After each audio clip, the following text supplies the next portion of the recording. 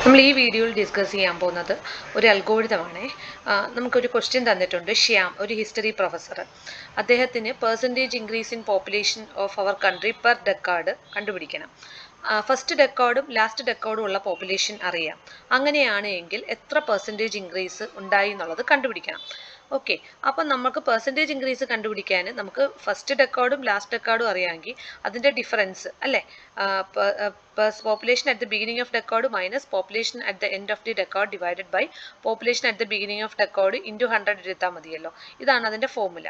അപ്പം നമുക്ക് അതിൻ്റെ അൽഗോരിതം അല്ലെ ഫ്ലോ ചാർട്ട് വരയ്ക്കാൻ പറഞ്ഞാൽ അൽഗോരിതം എഴുതി കഴിഞ്ഞാൽ വളരെ ഈസി ആയിട്ട് ഫ്ലോ ചാർട്ടും വരയ്ക്കാൻ പറ്റും അല്ലേ.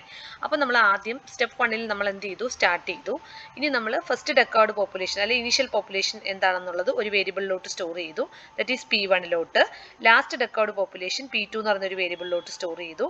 ഇനി അവയുടെ ഡിഫറൻസ് എടുത്തിട്ട് ഒറിജിനലുമായിട്ടല്ലേ P2, that is P2 minus P1 ആണ് എൻ്റെ ഡിഫറൻസ്. ഇനി പെർസെൻറ്റേജ് ഡിഫറൻസ് കണ്ടുപിടിക്കണമെങ്കിൽ നമ്മൾ എന്ത് ചെയ്യണം, P2 minus P1 divided by P1 into 100. അപ്പോൾ P2 മൈനസ് P1 ചെയ്തിട്ടുള്ള വാല്യൂ നമുക്കറിയാമല്ലോ, പോപ്പുലേഷൻ ഡിഫറൻസ് എന്നുള്ളത്. ഓക്കെ, അത് നമുക്ക് വേണമെങ്കിൽ P2 മൈനസ് P1 ഡയറക്റ്റ് എഴുതുന്നതിന് വരെ ഈ പോപ്പുലേഷൻ ഡിഫറൻസ് എന്ന് പറയുന്ന സംഭവമില്ലേ, അതേ ഡിവൈഡഡ് ബൈ, ഞാൻ അത് വേണേൽ അങ്ങനെ മാറ്റിത്തരാം.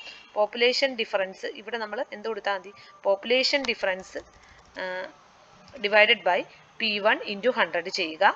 So we will get into 100 ആകുമ്പോൾ നമുക്ക് എന്ത് ചെയ്യുക, പെർസെൻറ്റേജ് ഇൻക്രീസ് കിട്ടി. അതിനെ നമ്മൾ എന്ത് ചെയ്യുക, ഔട്ട്പുട്ട് ചെയ്യുക, അല്ലെങ്കിൽ നമ്മൾ എന്താ പറയുക, നമ്മൾ പറയും പ്രിൻറ്റ് ചെയ്ത് കാണിക്കുക. പ്രിൻറ്റ് പെർസെൻറ്റേജ് ഇൻക്രീസിന് നമ്മൾ പ്രിൻറ്റ് ചെയ്ത് കാണിക്കുക. അപ്പോൾ ഇത് മനസ്സിലായി എന്ന് വിചാരിക്കുന്നു. ഇത് നമുക്ക് മൊഡ്യൂൾ 2 നിന്ന് ചോദിക്കാൻ സാധ്യതയുള്ള ഒരു ക്വസ്റ്റ്യൻ ആണ്.